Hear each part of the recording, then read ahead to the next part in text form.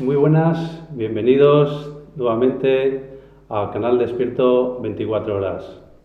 Hoy nos encontramos en la asociación Abre tu Corazón, en San Sebastián, un lugar de crecimiento y desarrollo personal en la que diferentes terapeutas y personas están animando, ayudando y apoyando este proyecto de crecimiento donde damos a conocer pues, cantidad de técnicas, cantidad de terapias, en charlas, en conferencias. Hablamos de este crecer, de este despertar y de estas preguntas que todos tenemos y que no encontramos y hallamos respuesta. Y aquí os invitamos a venir y a participar con nosotros y encontrar esas respuestas y colaborar en este ambicioso proyecto. Hoy tenemos la suerte de contar con Emilio Carrillo en esta entrevista y le queremos hacer una serie de preguntas de cantidad de conferencias y charlas que están grabadas en internet, pero seguro que hay muchas preguntas que muchos nos habéis pasado, nos habéis informado para realizárselas a él. Bienvenido a la Asociación Abre tu Corazón, San Sebastián. Muchas gracias por venir a este espacio tan humilde en el que nosotros no disponemos de grandes metros cuadrados ni de grandes medios, pero sí de un gran corazón para intentar hacer llegar toda esta información a la humanidad. Sé que has escrito un libro reciente titulado Dios, un libro muy ambicioso, un libro difícil e incluso lo diría yo peligroso. ¿Qué te ha movido a escribir este libro? Antes que nada, Iñaki, agradecerte la invitación a la asociación, a esta entrevista y a San Sebastián para la charla que vamos a compartir esta tarde. Y es un placer además que antes de la charla tengamos oportunidad de responder a las preguntas que amigos y amigas te han ido haciendo llegar. El libro tiene un origen sencillo y a la vez quizá un poco complicado de compartir. Es un proceso de silencio. Y claro, dirá la gente, bueno, en un proceso de silencio, ¿cómo puede salir un libro, no? Pues sí, fueron meses de silencio, los meses que transcurrieron desde un poquito antes del solsticio de invierno del año 2012 hasta prácticamente mayo del año 2013, en los que lo que yo sentí interiormente fue dejar de dar charlas, dejar de compartir, hacer las mínimas cosas posibles y estar en un gran proceso de introspección. Y en ese proceso de introspección, en la medida en que me fui metiendo en él, además de otra serie de cosas, lo que fui sintiendo con mucha claridad, seguro que hablaremos de ello durante la entrevista, es el momento de transición que está viviendo la humanidad. Que está viviendo la humanidad porque lo está viviendo la Madre Tierra, y lo está viviendo la Madre Tierra porque lo está viviendo el Sistema Solar. Y en ese proceso de transición, lo que sentí, lo que vi, es que hay muchas cosas importantes. Y no se trata de jerarquizarlas. Pero hay un asunto que es enormemente significativo y al que se le presta muy poca atención. Y en este contexto de la transición es la conexión con nuestra divinidad. Y es por tanto la figura de lo que coloquialmente se ha denominado Dios, o como cada cual quiera llamarlo. Fuente, madre, padre, energía cósmica, Alá, Vishnu, el nombre absolutamente de lo de menos. Pero es cierto que la humanidad, en su proceso evolutivo, viene hablando de Dios desde hace mucho tiempo. Y lo que yo sentí, y es lo que origina el libro, es que ha llegado también el momento que desde nuestro interior, desde la sabiduría innata que todos tenemos, desde la conexión con nuestra divinidad, empecemos a poner a Dios en su sitio. Dándonos cuenta fundamentalmente, y evidentemente el libro aborda muchas cosas, pero hay un mismo hilo conductor de que la divinidad y por tanto Dios no es algo separado de nosotros mismos. Que la percepción que la humanidad ha tenido durante siglos, durante miles de años de Dios como algo que es distante, como algo lejano, como un algo o un alguien que está allí mientras que yo estoy aquí, un algo o alguien que me mira desde la distancia para amarme, para ser misericordioso, para castigarme. Esa percepción, por tanto, de rotura, de separación, de fragmentación entre Dios y yo, eso ha sido consecuencia, ha tenido su porqué y su para qué, pero ha sido consecuencia de un proceso evolutivo donde no habíamos tomado conciencia de la realidad. Y la conciencia que hoy el ser humano está tomando es la conciencia de que esa separación, esa fragmentación no existe, que no es cierta, que Dios es todo, y Dios es yo, y Dios es tú. Y a partir de ahí esto no se queda en una reflexión teológica. En el libro no se trata ahora de aportar una nueva obra teológica, no, porque en la medida en la que tú concibes a Dios como algo externo, estás convirtiendo lo divino en teología. En cambio, cuando vas percibiendo que la divinidad está en ti y que Dios, por tanto, es tú, Eso no es teología, eso lo va a convertir en una experiencia práctica. Y lo que en el libro también se intenta es poner de manifiesto que nuestra divinidad hay una forma de ponerla en práctica. Termino la respuesta utilizando una frase de un místico sufí, Al-Halal, que aparece con reiteración en el libro, porque él nos dejó como legado la siguiente expresión: Dios es yo, y yo soy Dios cuando ceso de ser yo. Dios es yo, y yo soy Dios cuando ceso de ser yo. Este último yo que aparece en la frase de Al-Halal, este yo entre comillas, me gusta a mí decir, es nuestro yo físico, mental y emocional. Lo que nos dice Al-Halal es que Dios es yo, inevitablemente, irreversiblemente. Ahora bien, el yo que está aquí ahora, soy Dios en la medida en que ceso de identificarme exclusivamente con el yo físico, mental y emocional. Los seres humanos en nuestro proceso evolutivo nos hemos identificado exclusivamente con ese componente que tiene fecha de caducidad, ese que todos sabemos que en un puñado de años es efímero y va a diluirse, y sin embargo nos hemos aferrado a él, no hemos identificado con él. Bueno, pues en la medida en la que esa identificación va cesando, en la medida en que el ser humano se va dando cuenta que es más, se produce una especie de camino de retorno que es muy práctico. Dios es yo y yo soy Dios cuando ceso de ser yo. Al cesar de ser yo, vuelvo a lo que soy, el retorno al hogar, la vuelta al Padre-Madre. Y eso es práctica, eso no es teoría.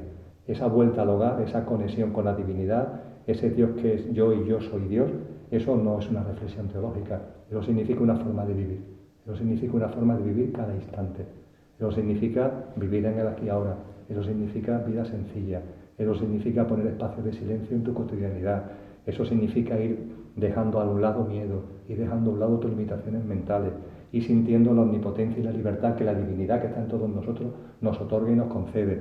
Todo eso es fruto y consecuencia no teológica sino práctica de la conexión con la divinidad.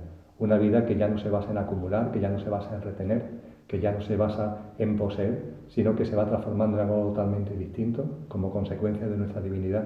Y yo eso lo llamo la vía de la resta, no la vía de la suma, sino la vía de la resta. Frente a la acumulación, el compartir, frente a la competencia, la cooperación, frente al empeño siempre de recibir, el empezar a aprender que como mejor se recibe es cuando se da. Y esto son experiencias prácticas. Y todo eso es lo que el libro aborda. Bueno, en esta pequeña y breve introducción que nos ha hecho Emilio, y digo lo de breve en plan divertido, porque Emilio cuando se pone a hablar pues nos da unas charlas muy interesantes y muy apasionantes. También contamos hoy con nosotros con la colaboración de Esteban González, que es un miembro de la asociación, que también nos ayuda en este proceso de divulgación, que él también pues, bueno, ha preparado algunas preguntas para Emilio y que bueno, posteriormente, según vayamos desarrollando la conversación, las irá realizando. Muchas gracias, Esteban, por estar aquí con nosotros compartiendo este momento. Y yo bueno, quería volver con Emilio en esto de... Me hace mucha gracia y me parece muy divertido que hables de Dios cuando tú confiesas que no eres creyente, ¿no? Que no crees en Dios, ¿no? Y eso me parece tan divertido que es apasionante porque al final cuando uno tiene unos preconceptos de Dios pues cuesta acercarse a un nuevo paradigma de lo que es Dios, ¿no? Entonces cuando uno no sabe o no conoce lo que es Dios, no tiene esa información ya metida en su cabeza de lo que él cree que es Dios, sino que dice yo pues Dios no existe, yo no creo en Dios. ¿Cómo es que te has atrevido a hablar de Dios sin conocer nada de esto, sin creer en él? Reconozco que tiene su punto divertido. Lo más curioso, Iñaki, es que el libro que comienza así, después de la introducción que hace Nahual, la primera entrevista, el libro son seis entrevistas concadenadas, la primera entrevista es el inicio de nuestro diálogo. Las preguntas que Nahual me va haciendo no están programadas, van surgiendo, ¿no? Y bueno, a él se le ocurrió que la mejor forma de empezar a hablar de Dios es preguntándome si soy creyente. Le pareció lo normal. Y la verdad es que yo esa pregunta no me la he hecho nunca a mí mismo, hasta ese momento, hasta el momento en el que me la hace Nahual. Y lo que mi corazón me indicó con rotundidad es responder no. Lo sentí con una claridad absoluta. Digo, no, yo no soy creyente. A continuación, Nahual me dice, bueno, pero ¿tú piensas que Dios existe? Y de la misma forma, Iñaki, algo en mi interior me dijo, no. Y, hombre, después ya en el transcurso de la entrevista se aclara, ¿no?, el porqué. Dicho con brevedad, dentro de lo que en mi forma de hablar es breve, dicho con brevedad, ni el verbo creer ni el verbo existir abarca lo divino. Y no solamente no abarca lo divino, sino que cuando lo utilizamos consciente o inconscientemente, nos estamos apartando de la realidad de la divinidad. Esa divinidad, insisto, que no admite separación, que no admite fragmentación ni rotura entre lo divino y yo mismo, y tú mismo. Cuando nos vamos al diccionario y abrimos y buscamos el verbo creer, todas las acepciones que hay del verbo creer plantean una separación, plantean una fragmentación. Por ejemplo, se nos dice que creer es en dar por cierto aquello que el entendimiento humano no puede alcanzar. Pero ¿por qué el entendimiento humano, el ser humano, no va a alcanzar la divinidad si la divinidad es nosotros mismos? ¿Cómo entonces los místicos y místicas de todas las épocas y culturas han accedido a la divinidad? No por el intelecto, por el corazón, por otras fuentes, pero ¿cómo entonces ellos sí han accedido a ese entendimiento de la divinidad? San Juan de la Cruz, mi místico favorito, accedió al conocimiento de la divinidad. Con lo que el verbo creer está marcando una diferenciación, nos está diciendo que es algo que el entendimiento humano no puede alcanzar, y eso no es verdad. Pero es que el verbo creer nos dice como segunda acepción que es dar firme ascenso a las verdades reveladas por Dios. Y volvemos a lo mismo. La revelación significa que hay dos sujetos, el que hace la revelación y el que la recibe. Volvemos a separar, volvemos a romper. Si nos vamos al verbo existir, idem de lo mismo. Es decir, no voy a cansar ahora con eso, pero sucede lo mismo. Con lo que el verbo creer y el verbo existir no son de aplicación a la divinidad, a ese Dios que es yo.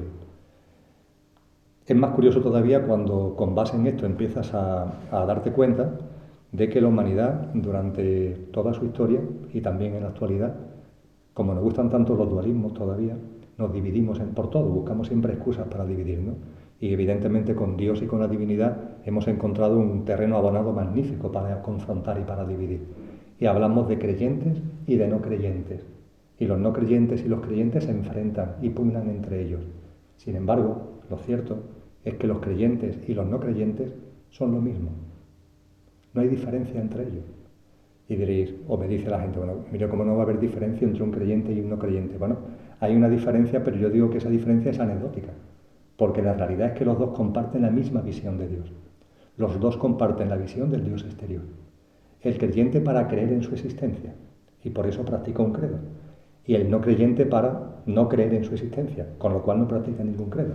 Pero ambos tienen la misma percepción del Dios exterior. Y eso los une, eso los iguala. La diferencia después es puramente la anécdota. Y lo cierto es que hay que respetarlo. Es decir, los procesos concienciales de cada cual merecen el mayor de los respetos porque a su vez son nuestros propios procesos concienciales dentro de la unidad, ¿no? Pero no obstante, dentro de esa unidad y dentro de esa unicidad, muchos seres humanos, muchísimos, empezamos a percibir lo que han percibido algunos pocos hombres y mujeres de la historia antes que nosotros, y que hoy se está convirtiendo en un fenómeno masivo, que no es separación entre Dios y yo, y que cuando se habla por tanto de la divinidad, ni el verbo creer ni el verbo existir nos valen. Todo esto nos lleva a unas grandes reflexiones. Estamos viendo que la sociedad, las personas cada vez están, bueno, lo que dices tú, de buscando y reconociéndonos a ver quiénes somos realmente, ¿no? Estamos en esa búsqueda, pero en esa búsqueda de que sentimos esa pequeña divinidad o ese cambio que debemos de dar, también tenemos muchas resistencias y nos encontramos ahora en un momento muy perdidos. Tú estás hablando de que la sociedad sí que está avanzando, que sí que avanza, pero en un momento dado también se encuentra también mucho más perdida que antes. Y ese es el paradigma en el que estamos moviéndonos ahora, ¿no? En el que hay veces que uno parece que está lleno de paz y de armonía y de amor, y se le mueve el chiringuito y está otra vez, vamos, más perdido que antes, ¿no?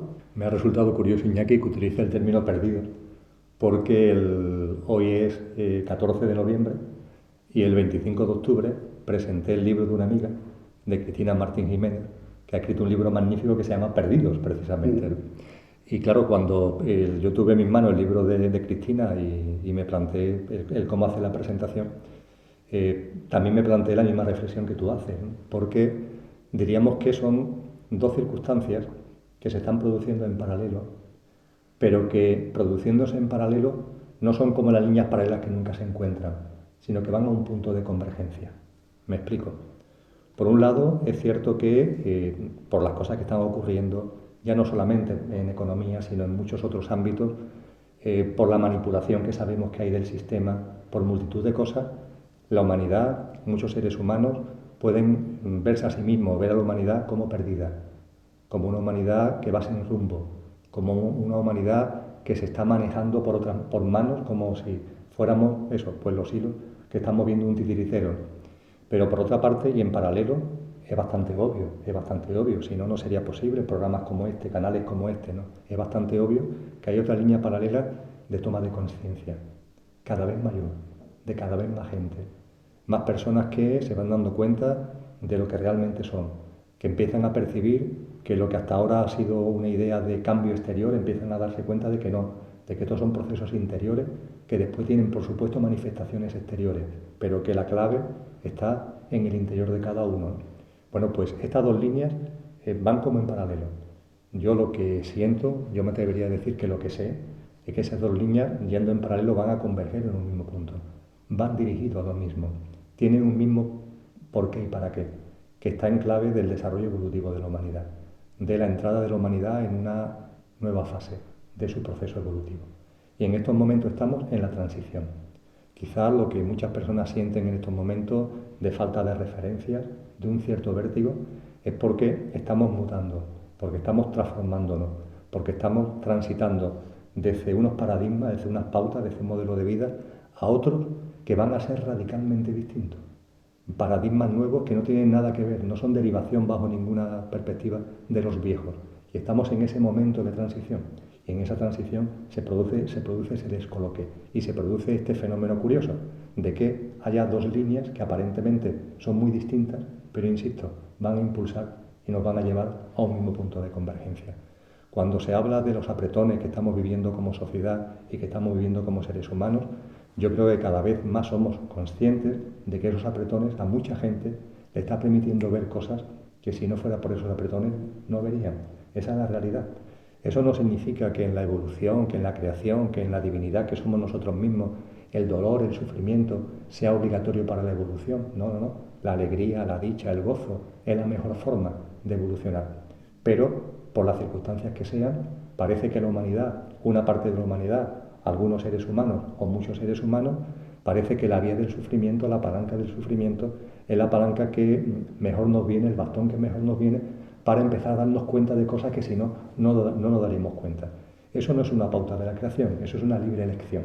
Pero en cualquier caso, lo que estamos sintiendo y lo que estamos viviendo, y ya intento concluir con esta metáfora, es que vivimos desde el punto de vista exterior en un huracán de magnitud creciente.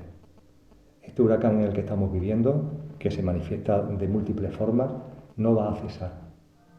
En ese sentido, no soy portador de buenas noticias, no va a cesar. Lo que mi corazón me dice es que ese huracán va a ir a más, y a más, y a más, y a más. Pero en paralelo, lo que sé es que como consecuencia de esa fuerza cada vez mayor del huracán, un mayor número de personas, un número creciente de seres humanos, van a ir evolucionando conciencialmente hacia lo que a mí me gusta denominar el ojo del huracán. Todo tifón, todo huracán tiene un ojo, que es su centro. Curiosamente, el centro de un tifón, allí hay cielos claros, temperatura primaveral, calma absoluta. Eso es lo que sucede en el centro de un huracán.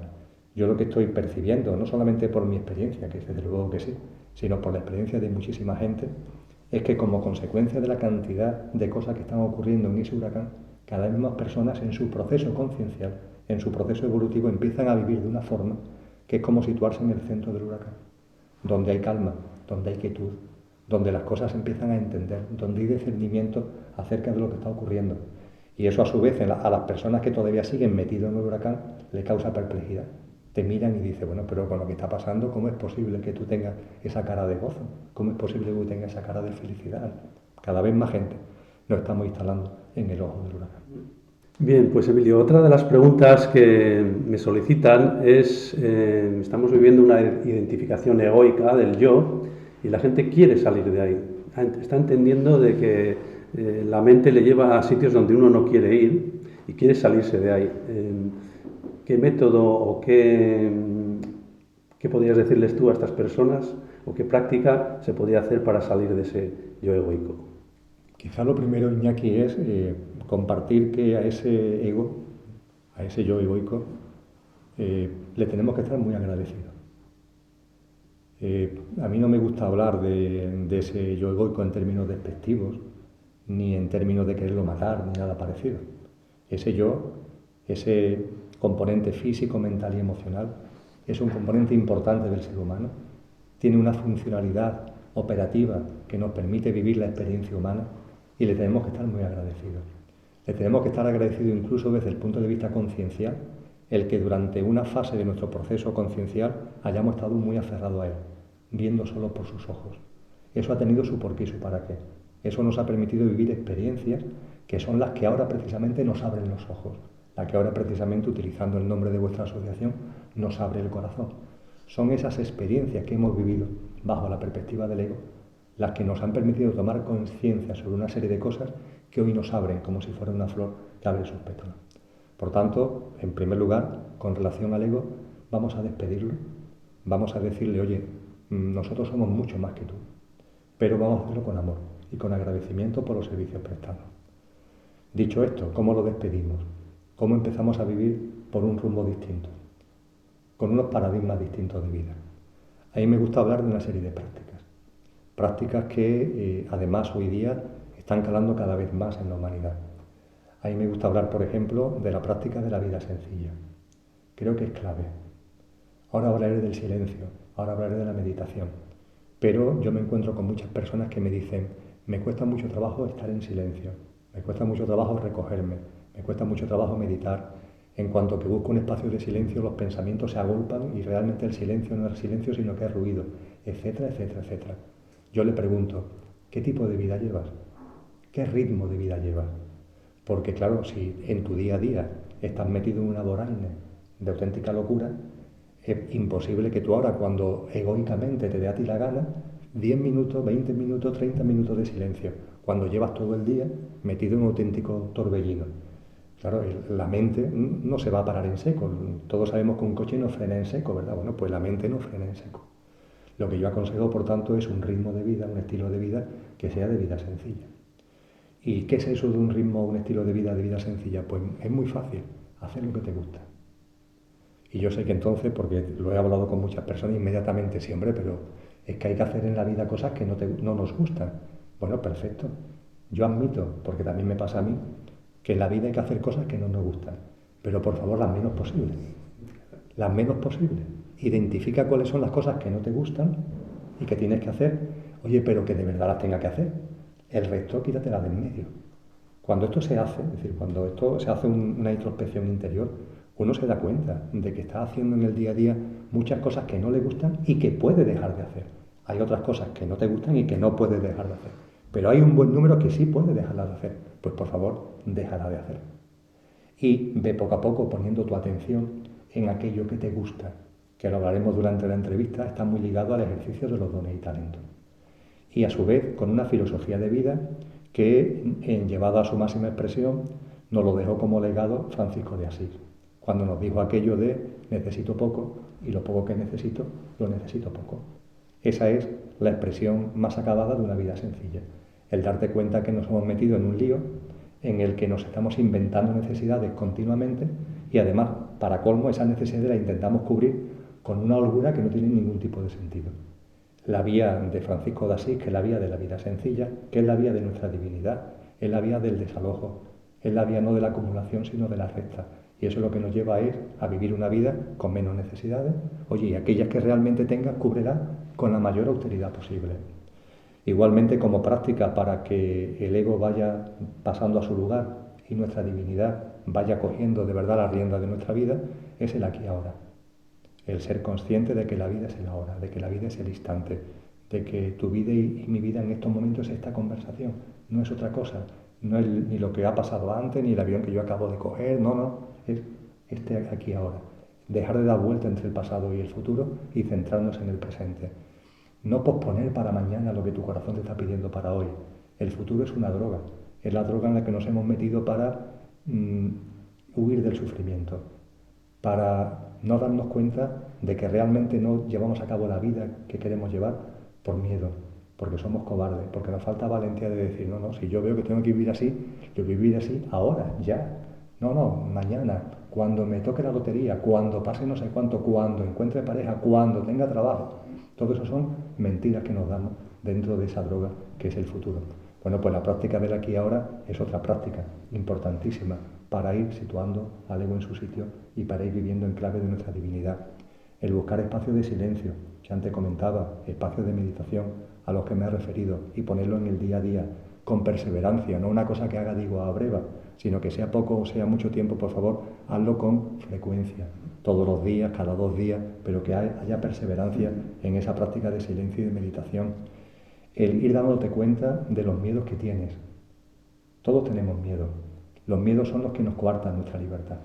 Una persona libre es una persona sin miedos. La libertad es la ausencia de miedos. Y esos miedos, para que se diluyan, hay en primer lugar que reconocerlos. Darte cuenta que están en tu vida. Si no te das cuenta que están en tu vida, es imposible que se diluyan. Y en segundo lugar, además de tomar conciencia de que están ahí, aceptarlos. Aceptarlos.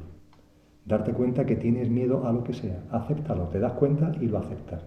Esto, aunque parezca increíble, es una especie de píldora que hace que ese miedo se vaya diluyendo.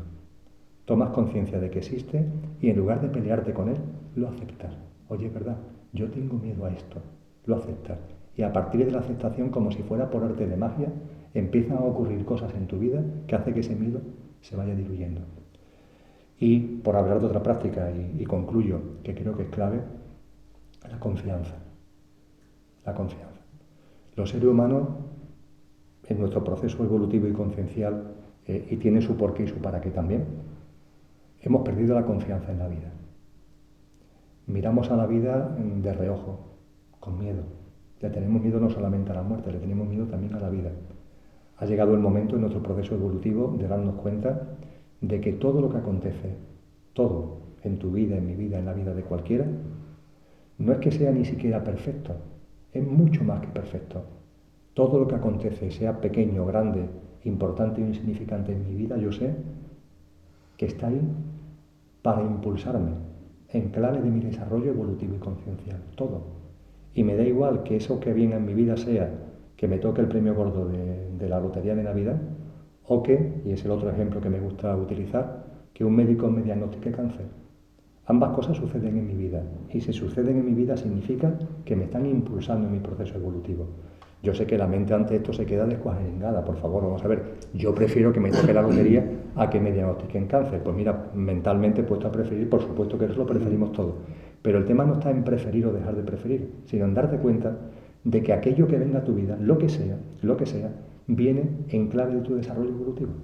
Y lo estás atrayendo tú mismo a tu vida para impulsar tu proceso evolutivo y conciencial. Prácticas como esta, Iñaki, son las que van posibilitando que nuestro componente egoico vaya resituándose, nos vaya dando la operatividad a la que tiene que limitarse y nuestra vida se vaya desparramando, no con una conciencia egocéntrica, sino una conciencia de unidad que es la conciencia de nuestra divinidad. También hablas en el libro del libre albedrío, pero bueno, yo aquí me surgen dudas y subrayo también esta pregunta porque, en fin, yo en el libre albedrío parece que es que yo tengo el derecho y la capacidad de decidir lo que quiero hacer en mi vida. Pero hay circunstancias, por ejemplo, lo que has dicho tú, de que te llega un cáncer y yo en mi libre albedrío no he decidido eso. Entonces, ¿hasta dónde llega? Es una pregunta incómoda. ¿Hasta dónde llega ese libre albedrío? ¿No? Porque también las personas que hacen las cartas natales y demás siempre hablan de que, bueno, pues tienes esto, puedes tener 2 hijos, pues te vas a separar en este periodo. O sea, hay ciertas cosas de que los astros y las energías se van moviendo en la vida de uno, en el periodo de uno, en el que se van marcando como ese río en el que uno nace, ¿no? Entonces, ¿dónde está ahí esa sutileza del libre albedrío? Yendo por partes. Cuando nuestra dimensión espiritual encarna en este plano, encarna por algo.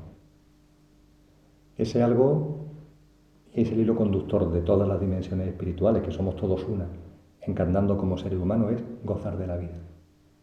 No hay otro propósito de encarnación que vivir para vivir. Da igual el plano o la dimensión del cosmos o de la creación. El único propósito de la vida y de la encarnación es vivir para vivir. Y vivir para vivir es gozar de la vida. Vivir viviendo en libertad, que es como se goza de la vida. Cuando encarnamos en este plano, encarnamos con un yo y una circunstancia que hemos elegido. Elegimos a nuestros padres, Elegimos, por tanto, la familia en la que vamos a encarnar, en la que vamos a nacer. Y eso provoca igualmente no solamente un nombre y unos apellidos o un cuerpo, sino unas circunstancias que rodean mi vida. Eso es lo que hay personas que entienden de esto muchísimo más que yo, que ponen de manifiesto y que, como creían culturas antiguas, ese yo y esa circunstancia se puede de alguna forma entrever simplemente por lo que es tu carta astral, por lo que es la fecha de nacimiento, por la hora de nacimiento puedes tener pistas, porque es como si en función de tu yo y circunstancia, ese yo y circunstancia tuviera una energía, una vibración. Y para encarnar en este plano tuvieras que entrar por un canal que fuera ajustado a la energía del yo y la circunstancia que tú quieres desarrollar. Y ese canal es como si tuviera en un eje de coordenadas una fecha, una hora concreta, ¿no? Y eso evidentemente está ahí. Pero eso creo, Iñaki, que no tiene nada que ver con el hecho de que una vez que estás aquí, independientemente de tu yo y circunstancias, e independientemente de todo lo que en el otro plano tú hayas podido conciencialmente prever o desear para tu encarnación aquí, rige el libre albedrío. El libre albedrío es una pauta importantísima de la creación, porque si no hubiera libre albedrío la creación no sería lo que es. La creación, de la que nosotros somos co-creadores, se basa en el amor. No hay otra fuerza que impulse la creación, solamente el amor.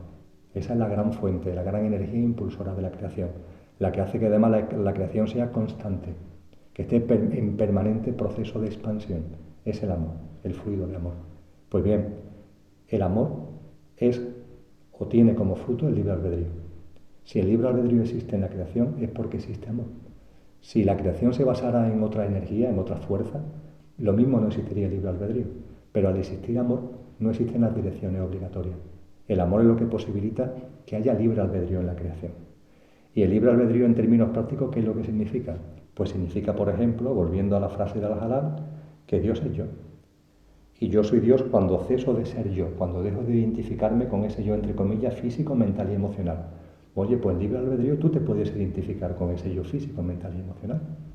Puedes olvidarte de tu divinidad, puedes renunciar o rechazar incluso tu divinidad y centrarte en ese yo físico, mental y emocional y vivir tus días pensando que eres solamente ese yo físico y que lo que tienes aquí son un puñado de décadas y que durante ese puñado de décadas, como no hay nada más, lo que voy a hacer es, entre comillas, pasármelo de la mejor manera posible, que es la manera, por cierto, de pasarlo lo peor, porque es la forma precisamente en donde te metes en la cadena del sufrimiento y es cuando peor se pasa. Pero el libre albedrío te posibilita ese aferramiento a lo que no eres, a lo que es solamente un componente y el más efímero de todo lo que tú eres. Eso es consecuencia del libre albedrío. Ante cada acontecimiento que ocurre, esta frase de Al-Halal sitúa, por así decir, lo global. Me voy a lo concreto. Ante cada acontecimiento del día a día hay libre albedrío. Ejemplos que los que me han escuchado en vídeo saben que me gusta poner. Yo tengo libre albedrío cuando una mosca se posa sobre mi cabeza rapada. ¿Para qué reacción tengo yo con la mosca? Yo puedo decir puñetera mosca que me está molestando, o yo puedo verlo como un ser vivo que por un milagro de la vida se ha acercado a mí. Y más allá de que me está haciendo cosquillas, el sentir que es un ser vivo que está compartiendo ese momento conmigo. Y aunque si me molesta le haga con cariño así, para que se vaya, el saber que ha habido un contacto con un ser vivo, con todo lo que eso significa. Eso es libre albedrío. Esa decisión de decir puñetera mosca o recibirla con amor, aunque si me molesta la aleje, eso es libre albedrío. Cuando yo salgo por la mañana de mi casa, yo vivo en un quinto piso y entro en el ascensor, a veces me encuentro con un vecino que está saliendo a la misma hora tan temprana que yo salgo de casa. Eso es libre albedrío, el cómo yo reacciono ante la presencia del vecino o de la vecina. Puede ser que diga, vaya tela, coño, no tengo ganas de hablar con nadie, este pesado que me ha tocado aquí, ojalá el ascensor venga solo y si viene con alguien, me molesta que venga con alguien. O yo que me levanto muy temprano, hago meditación y cuando salgo para ir a trabajar voy a dar una hora de paseo, normalmente salgo de casa sin haber hablado con nadie, mi familia todavía no se ha despertado siquiera. Bueno, pues cuando entro en el ascensor yo eso lo recibo como una bendición. Es la primera persona a la que veo en el día. Es la primera persona a la que saludo, a la primera persona a la que puedo desearle una magnífica jornada, la primera persona que me puede desear a mí que pase un buen día. Bueno, pues eso es ya aquí el libre albedrío. Y así podríamos seguir desde lo pequeño hacia lo grande. La vida entera es un continuo libre albedrío. Cuando te empiezas a dar cuenta de que todo es libre albedrío, te das cuenta a su vez que está en tu mano que tu actitud ante cada cosa, sea importante o sea pequeña, sea el amor. sea la frecuencia de amor. Que ante ese vecino, ante esa mosca o ante ese acontecimiento gordo, mi reacción, mi actitud sea de amor. Estoy en libre albedrío de que no lo sea, pero también en mi libre albedrío puedo decidir que mi reacción, mi actitud sea de amor. Sí, es que ahí está una de las claves, ¿no? El cambiar la actitud, ¿no? Porque parece que todo lo que está sucediendo ahí fuera, que pensamos que es fuera de nosotros, mi actitud hacia lo que está sucediendo hace que lo de fuera también cambie. Entonces, bueno, ese hecho y es, que es muy importante. La persona Iñaki que va manteniendo una actitud de amor, lo que va atrayendo a su vida es amor, continuamente. En cambio, una persona que por las razones que sea, lo que va sembrando en su cotidianidad son reacciones, actitudes de desamor, de ira, de odio, de agresividad, inevitablemente lo que está atrayendo a su vida, fíjate, atrayendo a su vida, son circunstancias de esa tipología. En el idioma castellano hay una frase que creo que es muy conocida, ¿no? El que siembra viento recoge tempestades. Si tú te vas paseando de momento en momento, de instante en instante, sembrando viento, vas a recoger tempestades. En la medida en que vayas sembrando amor, vas a recoger. Bien. Y eso es libre albedrío. Sí, sí, gracias. Bueno, en este dueto que hemos empezado de conversación, vamos a abrir a nuestro invitado Esteban también el turno de preguntas, que también tiene algunas preguntas sobre el libro que ha escrito Emilio. Entonces, pues, adelante, Esteban. Gracias, Iñaki. Bueno, primero agradecerle a Emilio el haber venido cumpliendo una promesa que hizo el día 24 de mayo de este año en Granada, donde lo conocí personalmente por primera vez, el contacto que tuvimos aquel. Y bueno, y siguiendo en línea ya con la última pregunta que tú has hecho, nosotros estamos en una sociedad llena de normas. Una sociedad que me recuerda mucho a la sociedad de los tiempos de Israel, donde había una ley que estaba restringiendo el libre albedrío de las personas de aquella época.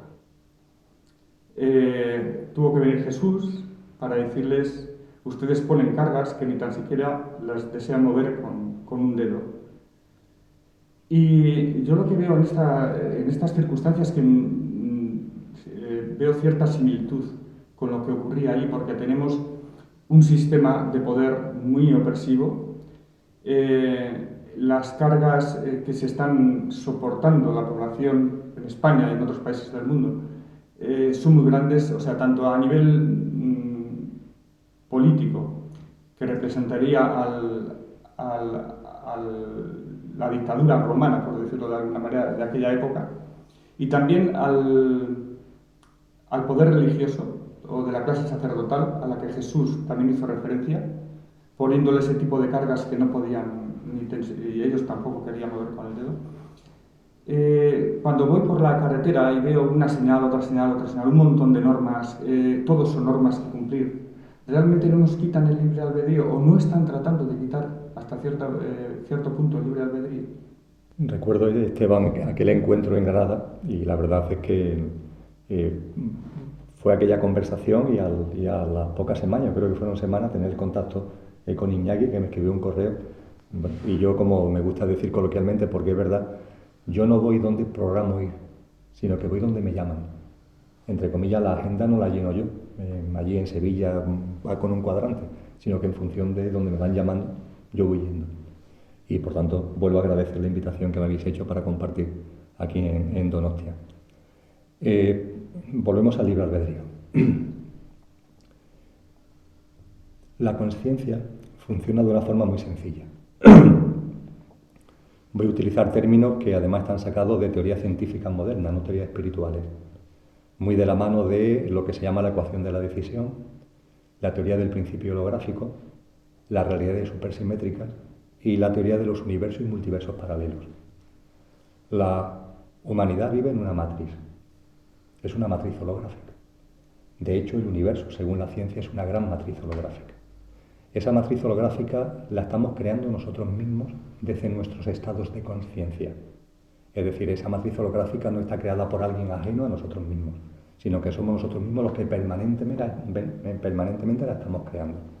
En esa gran matriz holográfica hay submatrices, por decirlo de alguna forma.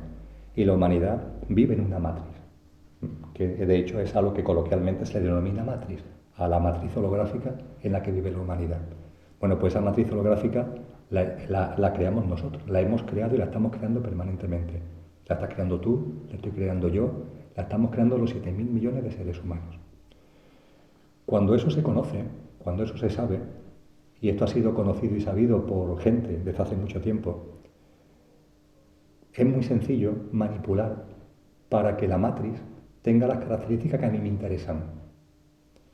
Si yo veo que una forma de acumular, porque a mí lo que me gusta es acumular, retener, enriquecerme, poseer, es que la gente tenga miedo, porque los convierte en débiles, que la gente esté insegura, porque eso los pone bajo mi dominio, porque hace que no sean libres. Si yo veo que esa es la clave, insisto, provocar miedo, provocar inseguridad, provocar desconcierto, provocar todo lo que estamos viendo en la sociedad actual, y eso es conocido por alguna gente, esa gente tiene muy sencillo lo que tienen que hacer. Pueden ser 40 y nosotros somos 7.000 millones de seres humanos, pero si esos 40 saben que nosotros, 7.000 millones, pueden de alguna forma generarnos un estado de conciencia para que lo que creemos, en lugar de ser un mundo de amor, sea un mundo de odio, en lugar de ser un mundo de libertad, sea un mundo de miedo, lo tienen sencillísimo. Nos enganchan, por ejemplo, a los medios de comunicación. Nos enganchan a un aparato que cuando tú te pones delante del televisor a ver un informativo, ¿qué es lo que estás recibiendo? Unas noticias que son las elegidas por ellos. Hay 1000 cosas que pasan al día que no aparecen en los informativos, maravillosas y llenas de amor todas ellas, que no aparecen en los informativos. Y lo que te aparece en los informativos está siempre seleccionado en clave de violencia, en clave de miedo, en clave de inseguridad. E incluso la noticia, su interpretación, también es en esa misma clave. Con lo que tú estás tomándote un café, o estás simplemente comiendo, compartiendo con la familia o con un amigo, y estás recibiendo eso. Sin darte cuenta, porque eso actúa, es conciencia, pero actúa de forma inconsciente, sin darte cuenta, eso lo que provoca es que después en el día a día, ante el vecino que te encuentras en el ascensor, ante la mosca que se posa en tu cabeza y ante multitud de cosas más, como por dentro tú has estado recibiendo, perdonadme que hable de esa forma, esa mierda, esa frecuencia vibracional densa, tú inevitablemente ante esas cosas, tú echas, impregnas, contaminas de esa misma frecuencia vibracional. Con lo que esos pocos consiguen que nosotros estemos creando la matriz que a ellos les interesa. Esa toma de conciencia la estamos teniendo actualmente en la humanidad. Nos empezamos a dar cuenta de que las cosas funcionan como la ciencia nos está diciendo que funcionan, que por cierto es lo que corrientes espirituales de hace mucho tiempo, no sé, me estoy pensando en el Ho Oponopono, ya nos estaban diciendo, oye, la vida es responsabilidad tuya al 100%, no se te olvide, tuya. Tú eres el que crea tu vida. Y al crear tu vida estás creando tu holograma y estás creando, conjuntamente con los demás, cada uno su vida, la matriz holográfica. No se te olvide eso. Y en tu libre albedrío sitúa siempre la frecuencia que permita que tu holograma y la matriz holográfica sea la que tú deseas, no la que otros desean ellos y que te están utilizando a ti como una marioneta para generar esa realidad. Yo creo, Esteban, que hemos llegado a un punto importantísimo en el estadio evolutivo de la humanidad de darnos cuenta de eso. Y cuando uno se da cuenta de eso, se produce lo que algunos denominan el empoderamiento. Te das cuenta de tu poder, que el poder no lo tiene el poderoso, el poder lo tienes tú. El poderoso te ha hecho creer que él es el poderoso, te lo ha hecho creer como consecuencia del juego que yo acabo de describir, pero es mentira. El poder es tuyo. Y no es solamente empoderamiento, a mí la palabra empoderamiento no me gusta. El endiosamiento, que yo sé que suena a orgullo, pero lo utilizaban los primeros padres de la Iglesia. Darte cuenta de tu naturaleza divina y utilizarla, ponerla en práctica. Es mucho más que el empoderamiento, es el endiosamiento. Un endiosamiento que te lleva a llenar todo de amor, porque para eso, mi naturaleza es divina. Y eso a su vez lleva, y concluyo, a algo que también tiene un componente práctico, antes que hablábamos de las prácticas. Yo sé que es muy duro lo que voy a comentar, pero de esos que llamamos poderosos, que no lo son, utilizan nuestro poder, son unos manipuladores que utilizan nuestro poder. De esos que llamamos poderosos, no esperemos nada. Vamos a cortar ya ese cordón umbilical. No esperemos nada.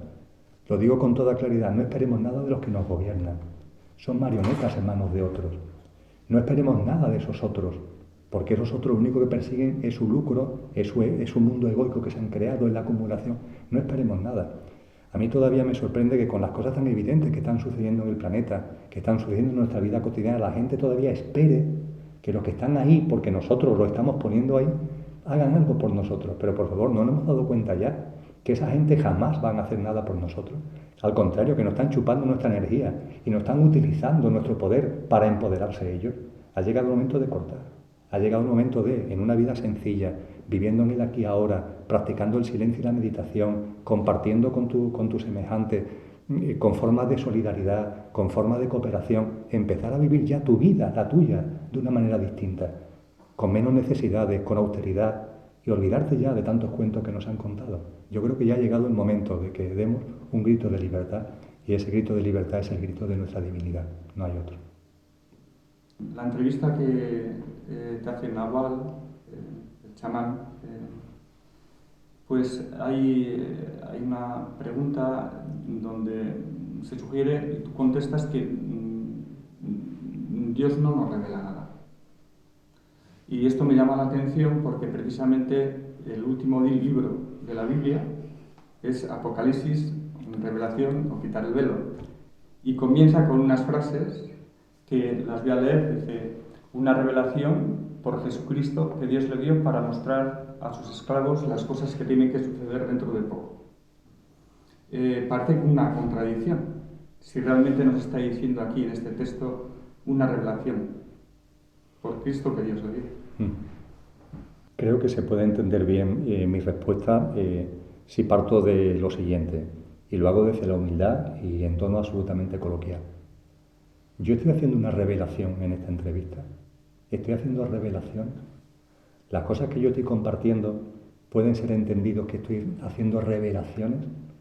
Bueno, desde el punto de vista estricto del término, podríamos decir que sí, porque estoy poniendo en conocimiento de gente que a lo mejor ven este programa cosas que no sabían y pueden decir: oye, pues Emilio me está revelando no sé qué cosa. La revelación parte del hecho de que hay alguien, lo comentábamos al principio de la charla, que le dice a otro una cosa que el otro desconocía. Cuando yo hablo de que la revelación no vale, es porque soy absolutamente consciente de la unidad, de que todos somos uno. Cuando en las charlas a veces aparece este tema, la gente que me quiere agradecer cosas, yo le digo: no, por favor, aquí estamos todos recordando. No es que estemos haciendo revelaciones, no, estamos recordando lo que somos. Y este recuerdo es un proceso de recuerdo colectivo. Tú estás recordando unas cosas, yo estoy recordando otras. Millones de personas están recordando multitud de cosas y lo que hacemos es poner en común ese recuerdo que todos estamos teniendo. No se trata de hacer revelación desde el punto de vista de que yo te desvele cosas que tú no sabes, no. Lo que yo estoy haciendo es recordando unas cosas y tú otras, y las compartimos. Pero las cosas que yo estoy recordando tú también las tienes en tu interior. Y lo que tú recuerdas y me transmites a mí, yo también lo tengo en mi interior. Lo que pasa es que tú por tus circunstancias estás acordando de A y yo por mis circunstancias estoy recordando y acordándome de B. Por otra parte, y creo que esto tiene mucho que ver con las expresiones espirituales de muchos textos sagrados. Nuestra dimensión espiritual, encarnada en el plano humano, es multidimensional. Es decir, que aunque a nuestra mente esto la vuelva tarumba, mi dimensión espiritual, lo que verdaderamente yo soy, no está solamente en el plano humano, está también en los otros planos. Nuestro ser es realmente multidimensional. Y en multitud de casos, Esteban, cuando hablamos de guías, cuando hablamos de conexiones con seres de luz, en muchos casos lo que estamos hablando realmente es de la conexión con nuestra multidimensionalidad. Es decir, estamos conectando con nosotros mismos. Fíjate qué cosa más hermosa. No se trata, que también es hermoso, de que un ser de luz contacte conmigo. No. Es que soy yo mismo, en mi multidimensionalidad, el que me estoy transmitiendo información, el que me estoy descargando programas desde ese otro plano, como si se tratara de programas de internet que vienen por ordenador, me lo estoy descargando, me lo estoy canalizando a mí mismo como consecuencia de que en mi proceso conciencial, aquí en este plano, ha llegado el momento. Y uno tiene la sensación de que eso le viene de fuera, pero esa sensación es apariencia, porque realmente no te viene de fuera, te viene de ti mismo, pero a través de tu canal multidimensional. Entonces, por todo esto, cuando se utiliza el término revelación, de verdad yo creo que los textos espirituales son mucho más profundos y nos están dando una interpretación de la revelación mucho más holística. No es yo que te revelo a ti cosas, creo que hay mucha más carga de profundidad en ello. Siguiendo en esta misma línea de preguntas, la Biblia ha sido un libro que me ha llamado mucho la atención, que le he dedicado mucho tiempo, pues la he leído varias veces y para mí en mi vida ha sido una guía, ¿no?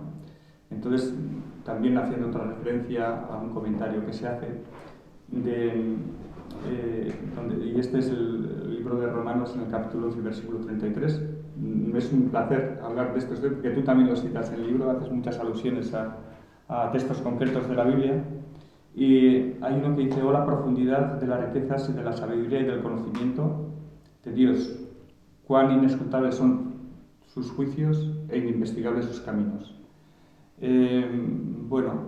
Decíamos aquí está diciendo que Dios no se le puede llegar a conocer, aparentemente, que no podemos llegar porque son inescrutables, inimvestigables sus juicios, cuando nosotros realmente, según lo que muestras en el libro, somos Dios. Entonces, ¿cómo podríamos entender este texto? Lo que en mi interior me dice es que ese texto es absolutamente fiel a la realidad, pero ojo, cuando intentamos acceder a la divinidad, a ese Dios que es yo, a través del yo físico, mental y emocional, es decir, a través de los sentidos corpóreo-mentales. Desde luego, intentar acercarse a la divinidad a través de la mente, a través de los sentidos corpóreo-mentales, es absurdo. La razón, el intelecto, no abre la puerta de la divinidad. La llave que abre la divinidad es otra, que está en nuestro interior, que es nuestro corazón. La posibilidad de escrutar los caminos de lo divino, que esa posibilidad es cierta, que esa posibilidad existe y que esa posibilidad se puede plasmar, la prueba del 9 es que ha habido hombres y mujeres en la historia de la humanidad que lo han hecho. Si esos hombres y mujeres lo han hecho, quiere decir que es posible. He citado a San Juan de la Cruz. San Juan de la Cruz vive la experiencia de su divinidad. San Juan de la Cruz nos habla de que el más perfecto grado de perfección al que el ser humano puede llegar es la transformación en Dios. Y eso no lo hace como algo teórico, lo hace porque es su experiencia. Nos habla de la amada en el amado transformada, no por una cosa teórica, nos habla porque es su experiencia. Nos habla, al final de un determinado poema, parece que la gente le insistía y dice: "Y si queréis oír en qué consiste esto", dice: "Si lo queréis oír, consiste esta suma ciencia", la que se alcanza cuando se capta con la divinidad, dice: "Consiste esta suma ciencia en un subido sentir de nuestra divinal esencia". Esa esencia que todos tenemos y que podemos subir, podemos activar, podemos sacar de dentro y ponerla hacia afuera. Hombres y mujeres de todas las épocas lo han hecho y nos lo han legado. Hoy día la diferencia es que esto ya no es algo minoritario, empieza a ser un fenómeno, no digo todavía ni mucho menos masivo, pero cada vez más mayoritario, de personas que en nuestro proceso evolutivo y conciencial empezamos a percibir la divinidad que atesoramos dentro. Y ahí se puede ver al Padre. Y aunque sé que quizás sean dos frases muy encorsetadas en la espiritualidad cristiana, que lo mismo muchas personas que siguen este programa dicen: "Bueno, pero hay otras muchas espiritualidades". Por supuesto que sí, hay muchas espiritualidades y todas son igualmente válidas y todas tienen el mismo núcleo espiritual, todas coinciden. Pero ya que tú has sacado el tema de la Biblia y estamos hablando de la corriente cristiana, fíjate qué belleza de dos frases. Una es de Pablo de Tarso. Dice: "Vivo yo, pero no soy yo, es Cristo quien vive en mí". Ese Cristo, esa divinidad, ese Hijo de Dios, lo somos todos. Esa divinidad la tenemos todo dentro y se expresa en esa frase de Pablo: "Vivo yo, pero no soy yo, es Cristo quien vive en mí". Por tanto, yo soy Cristo y tú eres Cristo. Bueno, pues oigamos lo que dice Cristo. Segunda frase que quiero traer a colación: yo y el Padre somos uno. Yo y el Padre somos uno. Bien, Esteban diga las dos frases. Vivo yo, pero no soy yo, es Cristo quien vive en mí. Y el Cristo que vive en mí lo que dice es: yo y el Padre somos uno. Luego yo soy uno con el Padre. Creo que jugando con esas dos frases de la espiritualidad cristiana, todo casa y pone de manifiesto que podemos acceder al Padre, porque es que el Padre somos nosotros. El Padre Madre somos nosotros. La Madre Divina somos nosotros. Otra pregunta está en el significado del no hacer. ¿Qué significa no hacer? La Biblia también nos estimula a vayan y hagan discípulos de todas las naciones, bautizándolos, o estas nuevas se predicarán por toda la tierra habitada, las nuevas del reino, para dar testimonio a las naciones y entonces vendrá el fin. La parte que nos está diciendo que debemos de tomar una acción, en vez de no hacer. Seguimos con la espiritualidad cristiana y no tengo ningún problema. Para entendidos, hay un libro en la Biblia que se llama el Eclesiastés. El Eclesiastés, cuando empieza a leerlo, es una llamada a no hacer, absoluta, radical, y además hasta con sentido del humor, ¿no? Porque se ríe, ¿no?, del ser humano que durante generaciones y generaciones quiere hacer y hacer, y dice, y bueno, ¿y qué pasa? El sol sigue saliendo, las estrellas siguen en su sitio. Es un texto que yo aconsejo leer porque nos pone en nuestro lugar. Y además tiene esa maravillosa expresión de todo es vanidad, vanidad de vanidades y solo vanidad, ¿no? Mi corazón clama y mi grito divino clama por el no hacer. En mi interior todo me dice no hagas, deja de hacer, no hagas cosas. Date cuenta que no es necesario hacer nada. Date cuenta de que si estuvieras sentado en la silla en la que estoy ahora toda tu vida, no le va a pasar nada a la humanidad, no le va a pasar nada a la madre tierra, no le va a pasar nada al cosmos. Olvídate esas percepciones egoicas. Quítate todos esos vestidos y esos ropajes de vanidad. No pasa nada si no haces nada.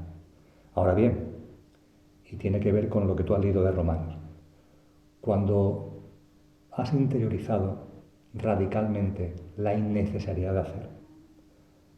Yo lo he vivido en marzo de este año, como consecuencia de esos meses de silencio, cuando me percaté de que no es necesario hacer absolutamente nada y que cualquier cosa que se me pase por la cabeza de hacer es realmente ego, es realmente vanidad.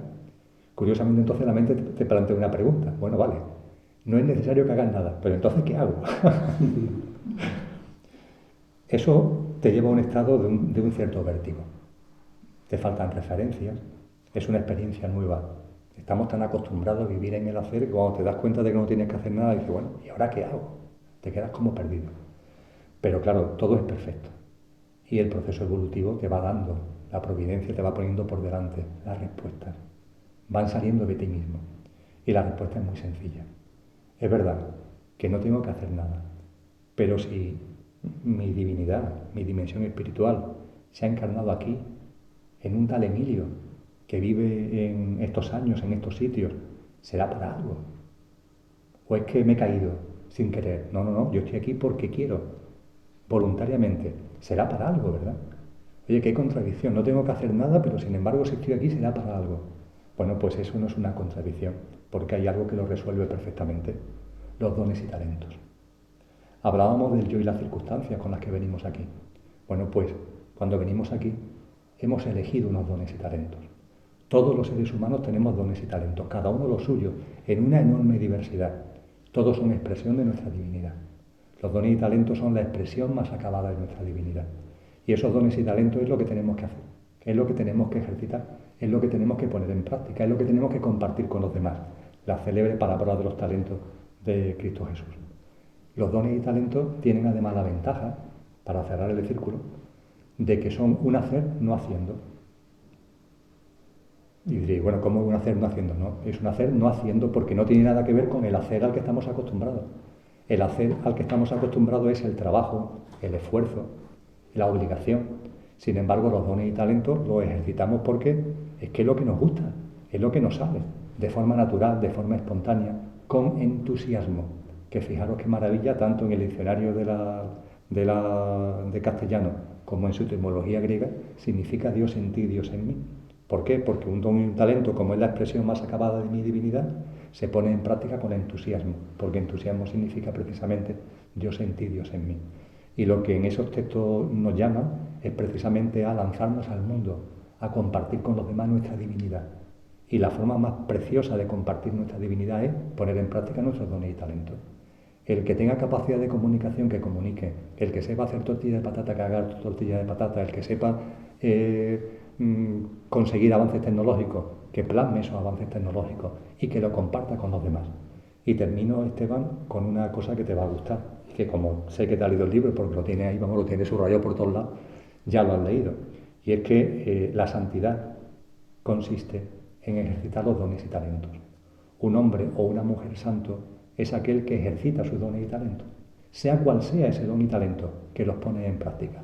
Y eso, aunque está puesto en el libro Dios, se debe a alguien al que traigo ahora a colación, una persona que fue muy especial, que fue la Madre Teresa de Calcuta.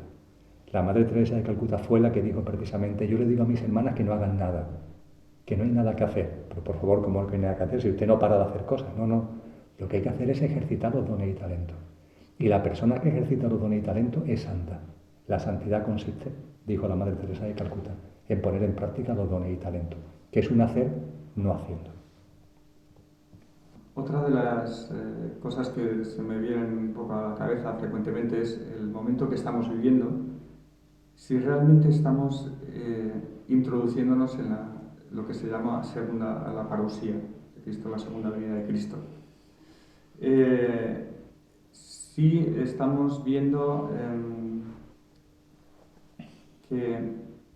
bueno, unas palabras que se registran en la Biblia es cuando les digan que estoy yo aquí o allí, no lo crean, dice, porque mi presencia será como el relámpago que se hace manifiesto desde las partes orientales a las occidentales, ¿no? Y lo que percibimos en este momento es que con cualquier parte del mundo que te comuniques hay un despertar enorme a nivel espiritual, ¿no? O sea, se está tomando una conciencia del Cristo. También es cierto que se nos advirtió de que en este tiempo habría falsos profetas.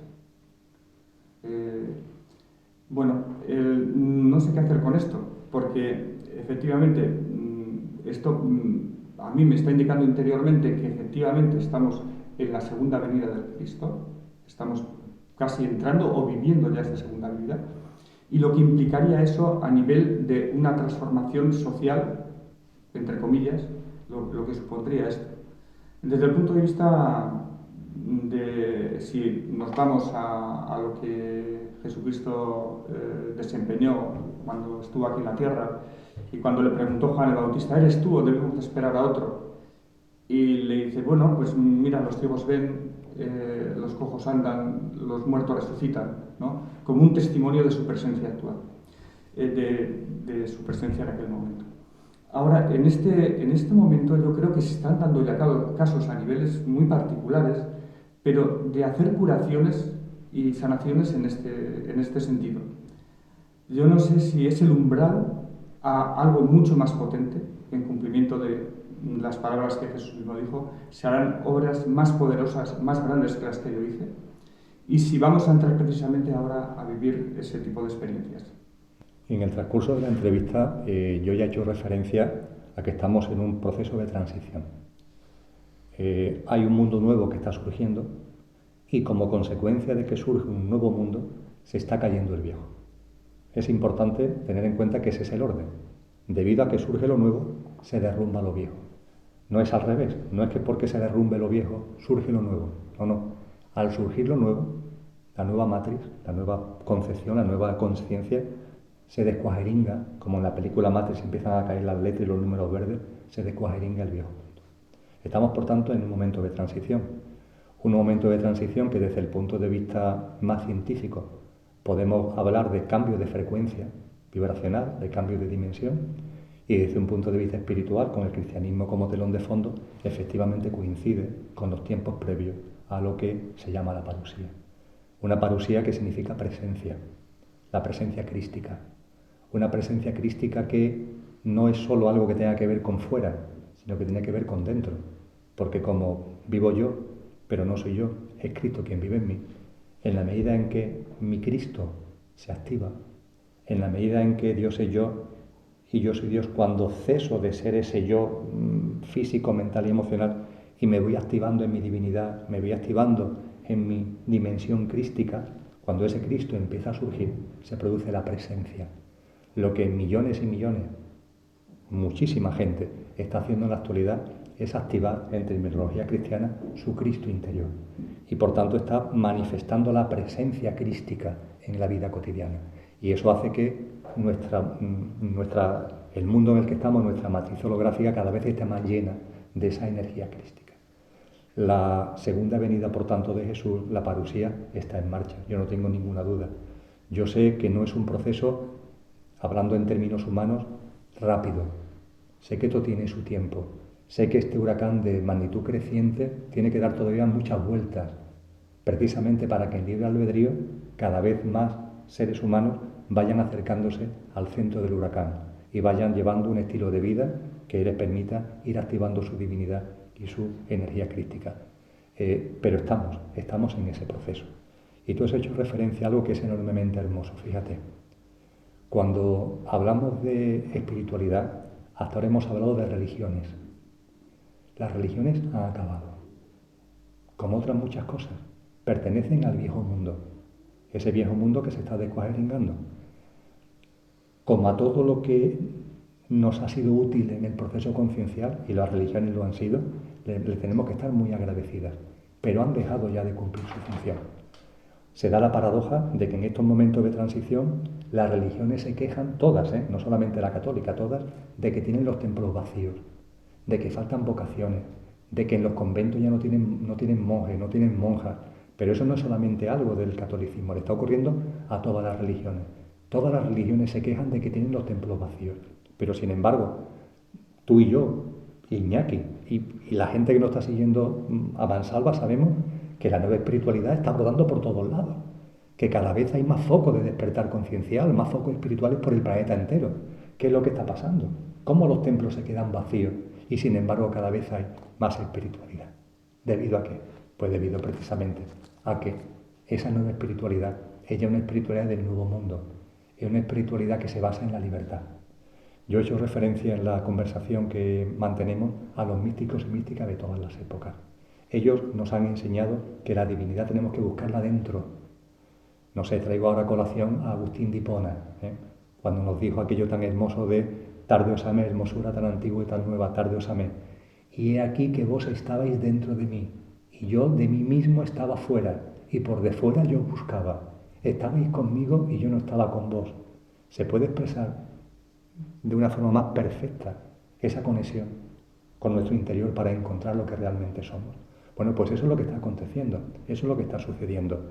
Y la diferencia con los místicos y místicas de todas las épocas es que no somos anécdotas, no somos 4, sino que somos multitud, y que ya no necesitamos un credo religioso. Por sus circunstancias personales y culturales, los místicos necesitaron vivir su espiritualidad en un credo religioso. Hoy ya eso no es necesario. Y hoy nuestra espiritualidad, Esteban, lo que nos reclama en nuestro interior es vivirlo en libertad. Y quizás esa sea la seña de identidad más certera de la nueva espiritualidad, por llamarlo de alguna forma, y es la libertad. Es una espiritualidad que, como realmente está conectando con mi divinidad, no admite normas, no admite dogmas, no admite que nadie me venga a mí a decir cómo tengo yo que vivir. Conecto con mi divinidad, me doy cuenta que soy amor y me despliego en amor. Y no acepto que nadie me diga cómo tengo que vestir, si me tengo que poner un velo en la cabeza o no, que cómo tengo que comer, o cómo tengo que desarrollar mi sexualidad.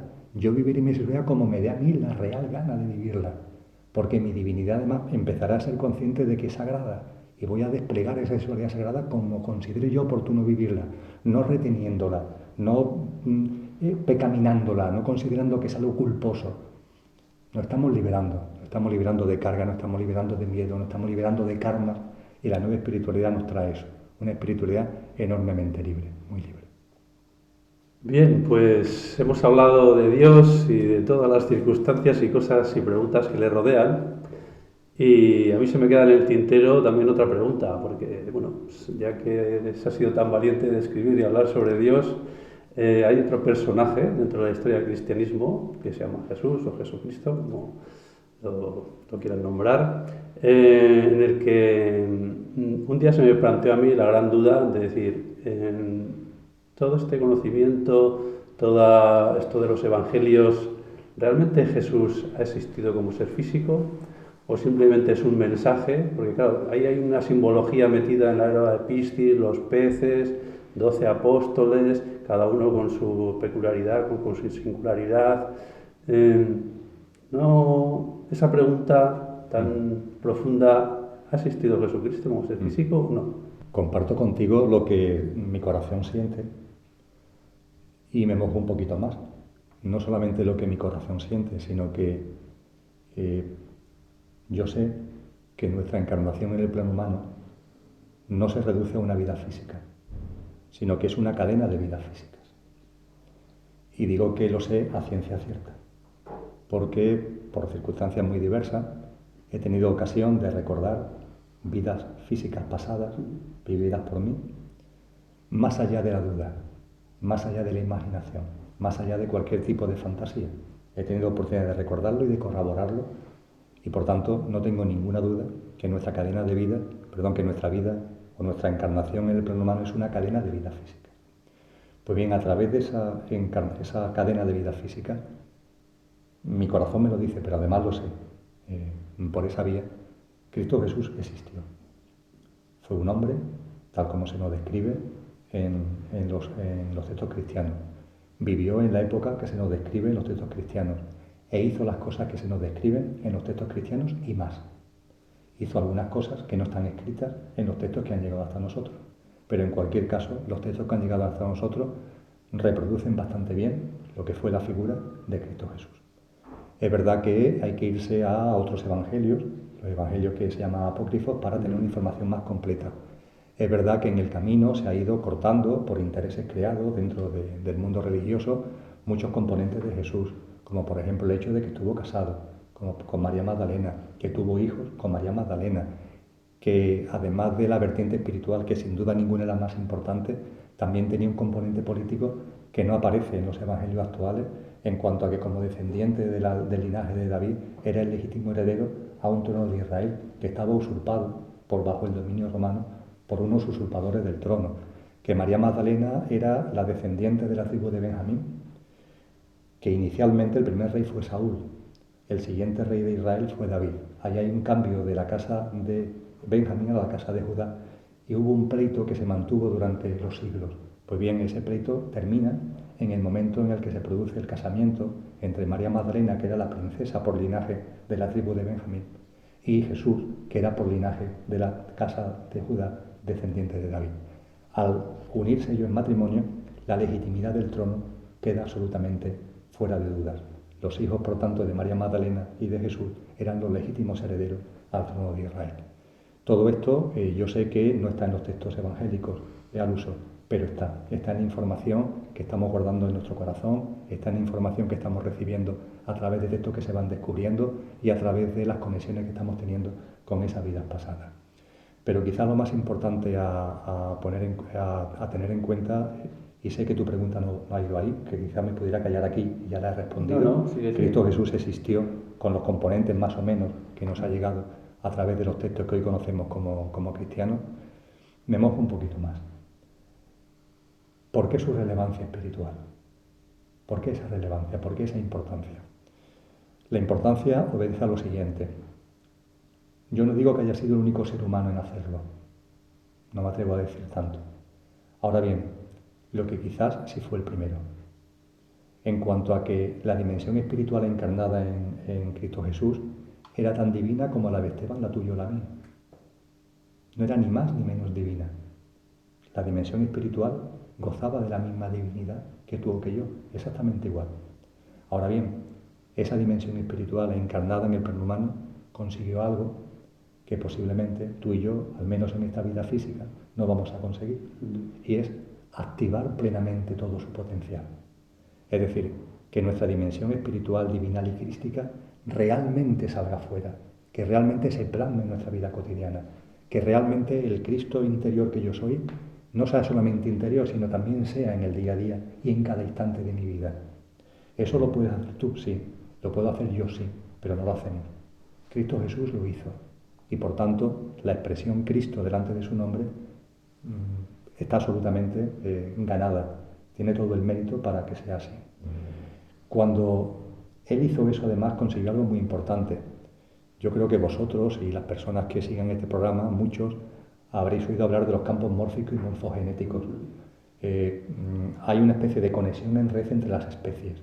La especie humana entera está conectada. Hay una especie de red que a todos nos conecta, que es a lo que se hace referencia con esta expresión científica de los campos mórficos o morfogenéticos. Pues bien, en los campos mórficos o morfogenéticos, en esta red, cuando un miembro de la especie hace algo, consigue algo, le abre la puerta al resto de la especie. Cuando se empezaron a poner alambradas de espinos en los campos, que fue inicialmente en Estados Unidos, los caballos se daban contra las alambradas de espinos. Y hubo que sacrificar a muchos porque no reconocían lo que es una alambrada de espinos. No sabían si era algo como una planta que al pasar no te hace daño, o era un muro de piedra. No lo reconocían y hubo que sacrificar a muchos caballos. Cuando se pusieron en el segundo lugar del mundo, que fue Argentina, el sacrificio de caballos fue muchísimo menos, porque los caballos ya cuando venían a la alambrada de espino saltaban, parece como si alguien se lo hubiera contado. Cuando la alambrada de espino se pusieron en Europa, no hubo que sacrificar ningún caballo, todos saltaban a la alambrada de espino, y seguro que no tenían ni televisión ni internet para comunicarse entre ellos. Son campos morfogenéticos.